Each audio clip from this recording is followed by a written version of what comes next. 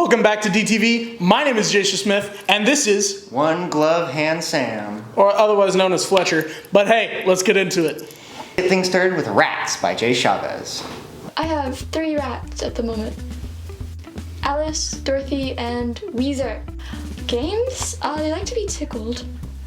And they have a lot of chews, like things to chew on. And that's a good enrichment, but they don't necessarily play games other than they like to you just to kind of manhandle them. They have chronic respiratory issues, so we have to give them antibiotics morning and night. And then they get fed. We get them out for about an hour every day, hopefully. It's a good amount of time. They really are so smart. Like, they each have their own little personalities. It's like getting to take care of toddlers, but instead of being toddlers, they're rats. Well, I mean, they're fuzzy and nice, and when they're sick, they make cute little noises, which are not good because they're sick, but they're still cute. And when they eat, they hold it with both their hands, and then they like hold on to it while they eat, like little people, and they're so cute and small. I always get the, "Oh wow, you're trying to bring the plague back" comments. It was the fleas on the rats that spread the plague. My domesticated rats they're not gross, okay? They're actually pretty clean. Thank you very much.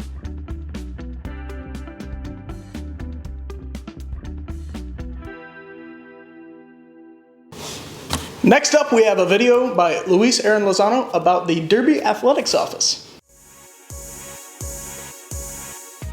I'm the district activities director for the Derby School District. I'm basically in charge of the athletics and activities at Derby High School, and then I'm also help with scheduling, budgeting, and the programs at both Derby North and Derby Middle School.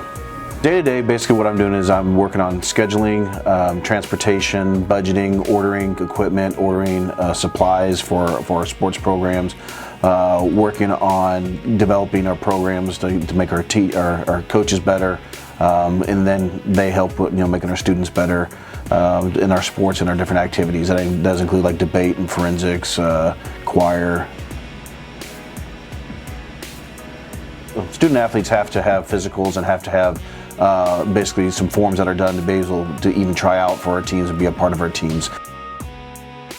Our schedules, our equipment, all that stuff we basically take care of the year before. So like right now, I'm working on schedules and ordering equipment for next school year.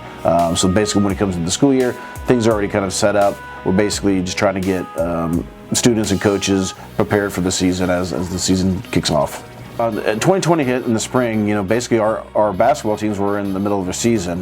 Wrestling had just finished, but our basketball teams were still playing, and our girls basketball team was at the state tournament, and they actually shut the state tournament off while it was still going on, so the girls never got to continue. And then that spring, school was canceled, so all of our spring sports and spring activities were canceled just like school was.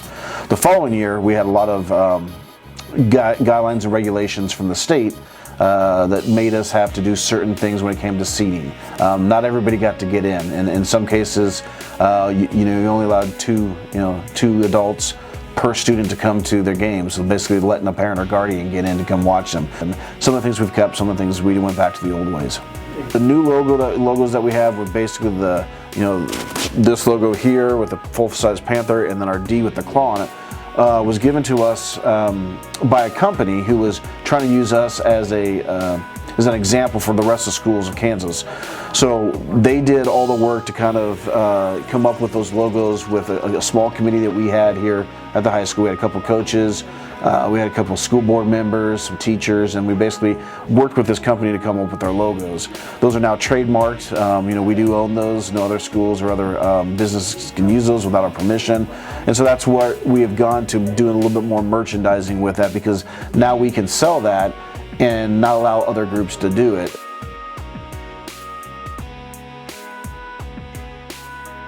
The stuff that we have here locally is just stuff that we order that we keep on here in the building that Susan, the secretary, and myself just sell to anybody wants. The plaques, trophies, medals are all given to us from the state of Kansas Activities Association for us to give to our students and to the school.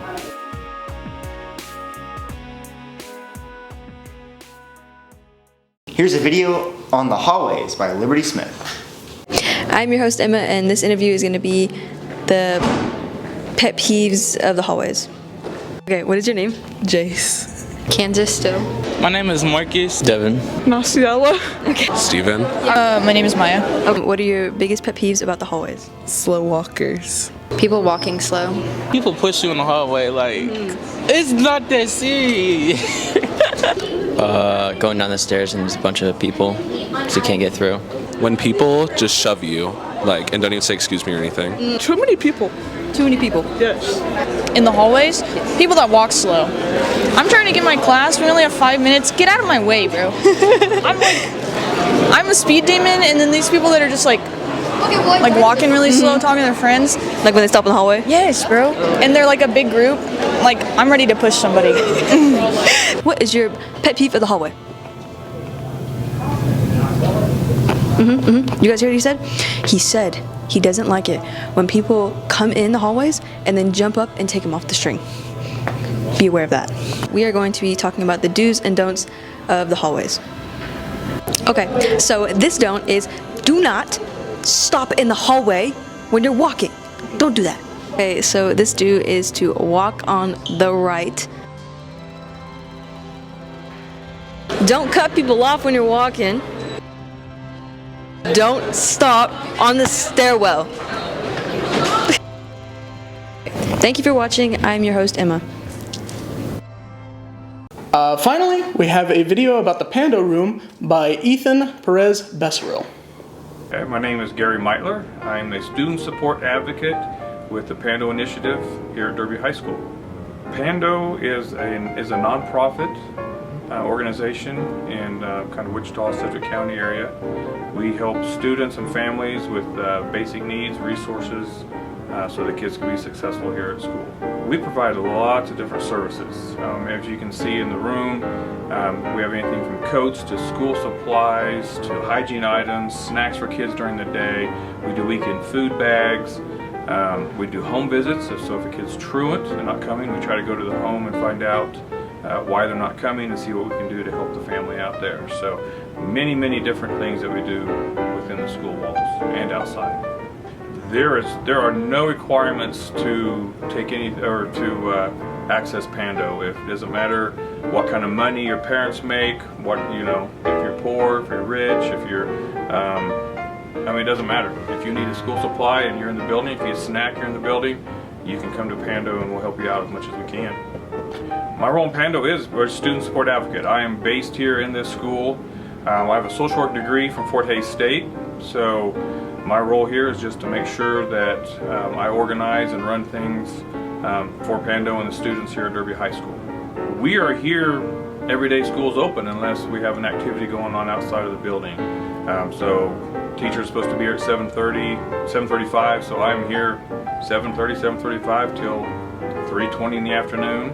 Now we do have meetings and I'm doing home visits and those kind of things that we may not be here at that time, but yeah, other than that, we are here when school's open. We're here unless we have the day off or something. We are actually located in A Hall, A5. You'll see there's a banner hanging outside of our door. So if you come down the hall, most of the time kids will get passes from their teachers, or the teachers will contact by phone just to make sure that we're here. But other than that, we're here in the building when school's open.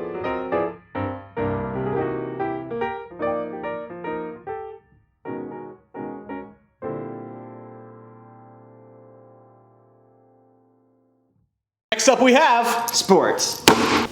It's sports time.